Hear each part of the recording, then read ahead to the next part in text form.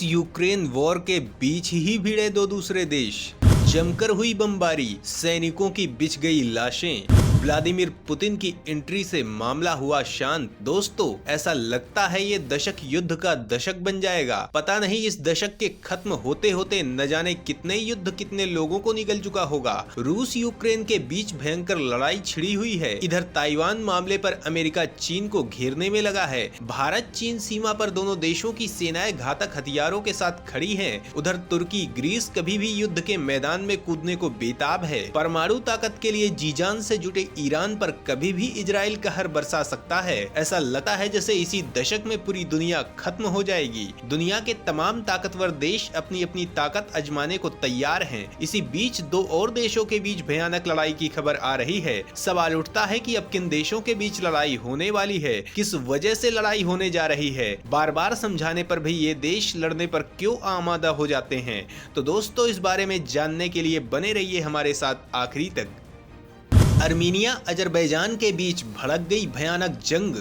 दोनों एक दूसरे का खून पीने को हैं तैयार, बरसा रहे मौत। दोस्तों, अर्मीनिया और अजरबैजान के बीच फिर से युद्ध शुरू हो गया है।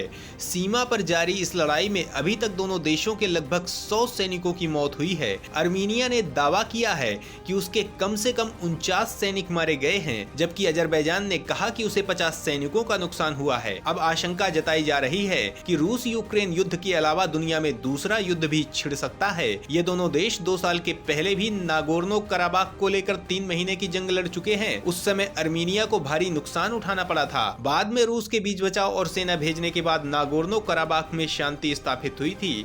अर्मीनिया ने कहा कि सीमा से सटे जर्मुक, गोरिस और कोपन शहरों पर अजरबैजानी सेना ने जबरदस्त गोलीबारी की है। वहीं अजरबैजान का दावा है कि उसने अर्मीनियाई सैनिकों के बड़े पैमाने पर उकसावे के जवाब में ये कार्रवाई की। हालांकि रूस के बीच बचाव के बाद दोनों देशों ने गोलीबारी को तत्काल प्रभाव से रोकने पर सहमति जताई है। दोस्तों, बड़ा सवाल ये है कि अर्मेनिया और अजरबैजान युद्ध की तुलना भारत पाकिस्तान से क्यों होती है। दोनों के बीच कौन सी समानता है। तो दोस्तों, अर्मीनिया और अजरबैजान की तुलना भारत और पाकिस्तान के रिश्तों से की जाती है। दोनों ही देश आजादी के समय से ही एक दूसरे के कट्टर दुश्मन रहे हैं। इसी बीच भारत के कश्मीर जैसे नागोर्नो कराबाख पर कब्जे को लेकर कई बार युद्ध भी हो चुका है। नागोर्नो कराबाख 4400 वर्ग किलोमीटर में फैला हुआ इलाका है। यह इलाका अंतर्राष्ट्रीय रूप से अजरबैजान का हिस्सा है, लेकिन उस पर अर्मेनिया के जातीय गुटों का कब्जा है। 1991 में इस इलाके के लोगों ने खुद को अजरबैजान से स्वतंत्र घोषित करते हुए अर्मेनिया का हिस्सा घोषित कर दिया। उनके इस हरकत को अजरबैजान ने सिरे से खारिज कर दिया। इसके बाद दोनों देशों के बीच कुछ समय के अंतराल पर अक्सर संघर्ष होते रहते हैं। अर्मेनिया ईसाई बहुल देश है, जबकि अजरबैजान इस्लामिक राष्ट्र है। वैसे ही भारत भी हिंदू बहुल है, जबकि पाकिस्तान घोषित तौर पर इस्लामिक देश है। दोस्तों, अर्मेनिया और अजरबैजान 1918 और 1921 के बीच आजाद हुए थे। उस समय ही सीमा विवाद के कारण दोनों देशों में दुश्मनी पैदा हो गई थी। अजरबैजान का दावा है कि अर्मेनिया ने उसके इलाके पर कब्जा जमा रखा है, जबकि अर्मेनिया इस दावे को नकारता है। प्रथम विश्व युद्ध के खत्म होने के बाद अर्मेनिया, अजरबैजान और ट्रांस काकेशियन फेडरेशन, वर्तमान में जॉर्जिया, सोवियत यूनियन में शामिल हो गए। इस दौरान रूसी नेता जोसेफ स्टालिन ने अजरबैजान के एक हिस्से नागोर्नो कराबाख को अर्मेनिया को दे दिया। यह हिस्सा पारंपरिक रूप से अजरबैजान के कब्जे में था, लेकिन यहाँ रहने वाले लोग अर्मेनियाई मूल के थे। 1991 में जब सोवियत यूनियन का विघटन हुआ, तब अर्मेनिया और अजरबैजान भी स्वतंत्र हो गए। उस समय नागोर्नो कराबाख के लोगों ने खुद को अजरबैजान से स्वतंत्र घोषित करते हुए अर्मेनिया में शामिल हो गए। इसी के बाद दोनों देशों के बीच जंग के हालात बन गए। लोगों का मानना है कि जोसेफ स्टालिन ने अर्मेनिया को खुश करने के लिए नागोर्नो कराबाख का सौदा किया था, कि अजरबैजान का दावा है कि यह इलाका परंपरागत रूप से उसका है और वह इसे अपने देश में जरूर शामिल करेगा। दोस्तों, अर्मेनिया और अजरबैजान के बीच फिर से शुरू हुए इस सीमा संघर्ष से अर्मेनिया की सुरक्षा परिषद ने आपात बैठक बुलाई है। अर्मेनिया के रक्षा मंत्रालय ने कई सीमावर्ती इलाकों में अजरबैजान की तरफ से पहले गोलीबारी किए जाने का आरोप लगाया है। अर्मेनिया ने अपनी सुरक्षा परिषद में अजरबैजान की तरफ से की गई गोलीबारी की शिकायत रूस की अगुवाई वाले CSTO और संयुक्त राष्ट्र सुरक्षा परिषद में करने की घोषणा की है। अर्मेनिया के प्रधानमंत्री निकोल पशिन्यान ने रूस के राष्ट्रपति व्लादिमीर पुतिन से फोन पर बात कर पूरे मामले की विस्तार से जानकारी देते हुए स्थिति पर नियंत्रण के लिए मदद मांगी है।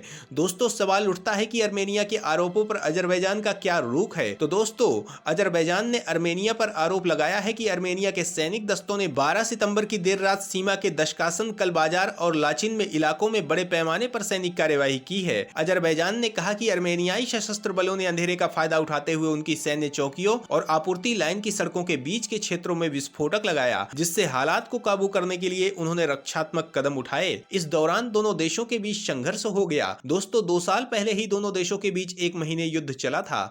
सवाल उठता है कि पिछले युद्ध का क्या नतीजा निकला था, दोनों देशों के कितने सैनिक मारे गए थे और कितना नुकसान हुआ था। तो दोस्तों, इन सवालों के जवाब जानने के लिए आगे चलते हैं। अर्मीनिया अजरबैजान का मामला भारत पाक जैसा, जंग में दोनों देशों के मर चुके हैं हजारों सैनिक। दोस्तों, 2020 में दोनों देशों के बीच चली जंग में 5000 से अधिक सैनिक मारे गए। अमेरिकी राष्ट्रपति डोनाल्ड ट्रंप ने ट्वीट करके कहा था, अर्मीनियाई पीएम निकोलस पशिनान और अजरबैजान के राष्ट्रपति इल्हाम अलीयेव को बधाई, जो आधी रात को प्रभावी ढंग से संघर्ष विराम का पालन करने के लिए सहमत हुए। इससे कई लोगों की जान बचाई जाएगी। इससे पहले माइक पोम्पियो ने दोनों देशों के विदेश मंत्रियों से बात के बाद संघर्ष विराम का ऐलान किया था। दोस्तों, अर्मेनिया अजरबैजान के बीच लड़ाई कश्मीर की तरह ही है, लेकिन इन दोनों मामले में काफी अंतर भी है। कश्मीर के मुद्दे पर आज भारत ने सिचुएशन को पूरी तरह से बदल दिया है। अब पाकिस्तान की हिम्मत भी नहीं होती है कि भारत की तरफ आंख उठा सके। पाकिस्तानी आतंकियों की मदद से कश्मीर में खून खराबा करने की कोशिश जरूर करता है, लेकिन देश की सेना चुन चुन के दहशतगर्दों का सफाया कर रही है। आज कश्मीर से प्रधानमंत्री मोदी ने धारा 370 खत्म करके पाकिस्तानी मंसूबों को राख कर दिया है। कश्मीर मुख्य धारा में शामिल हो चुका है। कश्मीर के तमाम राजनीतिक दल जो लोगों को देश के खिलाफ भड़काने का काम करते थे, आज उनकी अकल ठिकाने आ गई है और अभी भी जिनमें गर्मी बाकी है वो जेल की हवा खा रहे हैं। आज कश्मीर में इन्वेस्टमेंट हो रहे हैं, रोजगार के अवसर युवाओं को दिए जा रहे हैं। इतना ही नहीं, अब पाकिस्तान ने भी अंदर से स्वीकार कर लिया है कि कश्मीर का ख्वाब देखना उसे छोड़ देना चाहिए। पाकिस्तान को पहले से ही पता था कि वो भारत से कश्मीर कभी नहीं ले पाएगा, लेकिन फिर भी वहाँ के राजनेता अपनी राजनीतिक दुकान चलाने के लिए पाकिस्तानी जनता को भड़काते रहते हैं। पाकिस्तानी सेना हिंदुस्तान का खौफ दिखाकर पाकिस्तानियों के पैसे से ऐश करती है और जनता मजहब के नाम पर भूखों मरने को मजबूर रहती है। इस नफरत का फायदा केवल पाकिस्तानी नेताओं और पाकिस्तानी सेना को मिलता है। कभी हमारे देश के नेता अपीजमेंट की राजनीति में देश के सैनिकों को मरते हुए देखते रहते थे और पाकिस्तान के ऊपर एक्शन नहीं लेते थे, लेकिन आज वक्त बदल चुका है। आज पाकिस्तान देश की तरफ आंख उठाने की सोचता भी है तो देश की सेना उसे रौंदने में वक्त नहीं लगाती है। सर्जिकल स्ट्राइक और एयर स्ट्राइक का नाम सुन के ही पाकिस्तान के होश उड़ जाते हैं।